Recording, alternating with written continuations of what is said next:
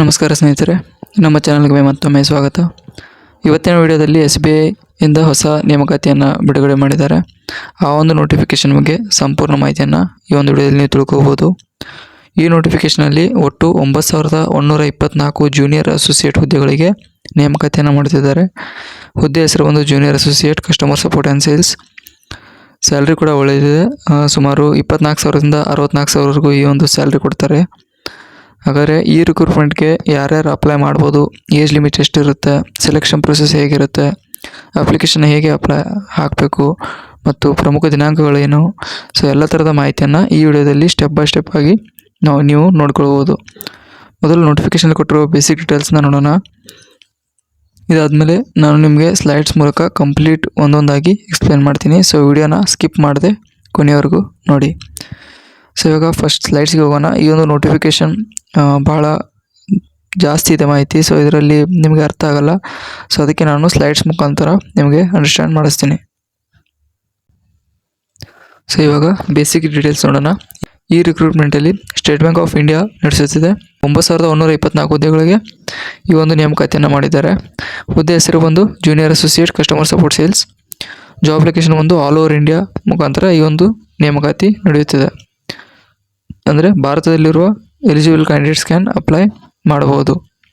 So ಎಲ್ಲ ಭಾರತೀಯ ಅಭ್ಯರ್ಥಿಗಳಿಗೂ ಈ ಒಂದು ಅರ್ಜಿ ಸಲ್ಲಿಕೆ ಆಗುತ್ತದೆ. ಸ್ಯಾಲ್ರಿ ಬಗ್ಗೆ ನೋಡಿದರೆ ತಿಂಗಳಿಗೆ 24,000ದಿಂದ 64,000ವರೆಗೆ ಸ್ಯಾಲ್ರಿ ಇರುತ್ತದೆ. ಸೊ ಇಷ್ಟು ಪೋಸ್ಟ್ ಇರುವುದರಿಂದ SBIನಲ್ಲಿ ಗೌರ್ಮೆಂಟ್ ಬ್ಯಾಂಕಿಂಗ್ ಜಾಬ್ಸ್ ಟ್ರೈ ಮಾಡ್ತಿರುವ ಕ್ಯಾಂಡಿಡೇಟ್ಸ್ಗೆ ಇದು ಇಂಪಾರ್ಟೆಂಟ್ ನೋಟಿಫಿಕೇಷನ್ ಆಗಿರುತ್ತೆ. ಇವಾಗ ಎಲಿಜಿಬಿಲಿಟಿ ಬಗ್ಗೆ ನೋಡೋದಾದರೆ ಎಜುಕೇಷನ್ ಕ್ವಾಲಿಫಿಕೇಷನ್ ಬಗ್ಗೆ ನೋಟಿಫಿಕೇಷನಲ್ಲಿ ಕೊಟ್ಟಿರುವ ಇನ್ಫಾರ್ಮೇಷನ್ ಪ್ರಕಾರ ಕ್ಯಾಂಡಿಡೇಟ್ಸ್ ಯಾವುದೇ ಒಂದು ವಿಶ್ವವಿದ್ಯಾಲಯದಿಂದ ಡಿಗ್ರಿ ಕಂಪ್ಲೀಟ್ ಮಾಡ್ಕೊಂಡಿದ್ರೆ ಸಾಕು ಈ ಒಂದು ಅರ್ಜಿಯನ್ನು ಸಲ್ಲಿಸಬಹುದು.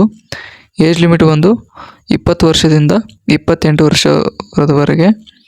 ಇದರ ಜೊತೆಗೆ ಕೆಲವು ಕ್ಯಾಟಗರೀಸ್ಗೆ ಏಜ್ ರಿಲ್ಯಾಕ್ಸೇಷನ್ ಕೂಡ ಇರುತ್ತೆ. OBC ಅಭ್ಯರ್ಥಿಗಳಿಗೆ 3 ವರ್ಷ ತನಕ ಏಜ್ ರಿಲ್ಯಾಕ್ಸೇಷನ್ ಅಂದರೆ ವಯಸ್ಸಿನ ಸಡಿಲಿಕೆ ಇರುತ್ತೆ. SC/ST ಅಭ್ಯರ್ಥಿಗಳಿಗೆ 5 ವರ್ಷದ ತನಕ. PWD ಜನರಲ್ ಅಭ್ಯರ್ಥಿಗಳಿಗೆ 10 ವರ್ಷ. PWD OBC ಅಭ್ಯರ್ಥಿಗಳಿಗೆ 13 ವರ್ಷ. PWD ಎಕ್ಸ್ ಸರ್ವಿಸ್ಮನ್ ಅಭ್ಯರ್ಥಿಗಳಿಗೆ 15 ವರ್ಷ. ಸೊ ನಿಮ್ಮ ಕ್ಯಾಟಗರಿಗೆ ಯಾವ ಏಜ್ ರಿಲ್ಯಾಕ್ಸೇಷನ್ ಅಪ್ಲೈ ಆಗುತ್ತೆ ಅನ್ನೋದನ್ನು ಅಫಿಷಿಯಲ್ ನೋಟಿಫಿಕೇಷನಲ್ಲಿ ಒನ್ ಟೈಮ್ ಚೆಕ್ ಮಾಡ್ಕೊಳ್ಳಿ ಮತ್ತು ಅಪ್ಲೈ ಮಾಡಿ.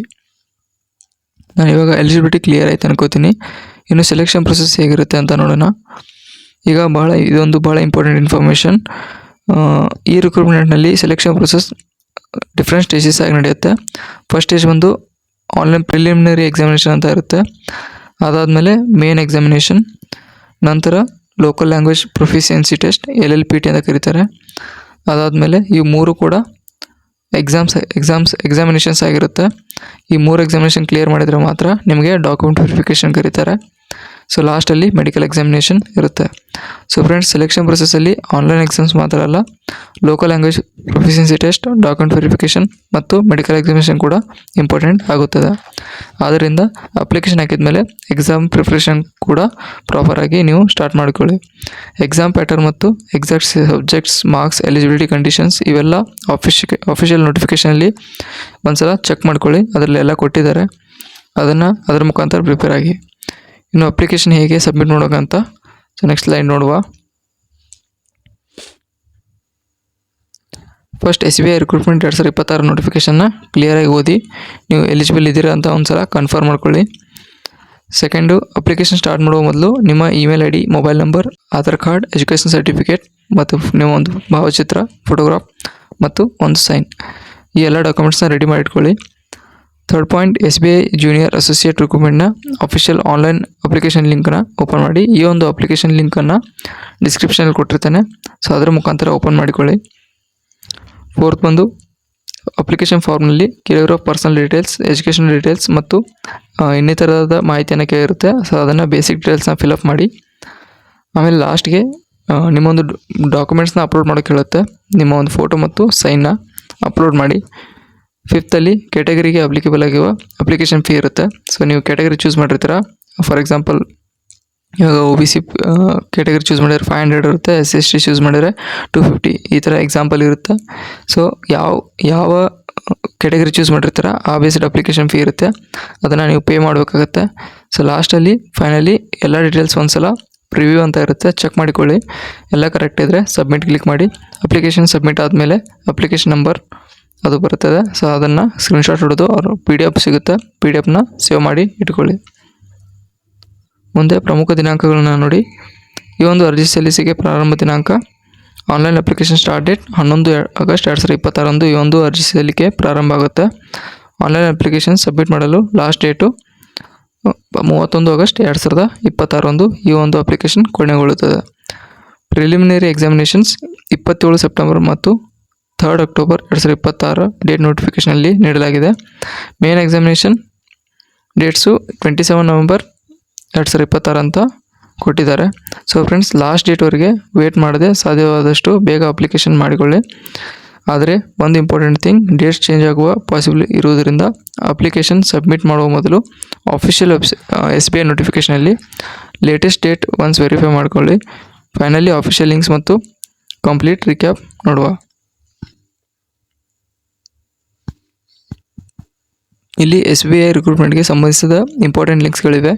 ಆಫಿಷಿಯಲ್ ನೋಟಿಫಿಕೇಷನ್, ಆನ್ಲೈನ್ ಅಪ್ಲಿಕೇಶನ್ ಮತ್ತು ಆಫಿಷಿಯಲ್ ವೆಬ್ಸೈಟ್, ಈ 3 ಲಿಂಕನ್ನು ಡಿಸ್ಕ್ರಿಪ್ಷನಲ್ಲಿ ಕೊಟ್ಟಿರ್ತೇನೆ.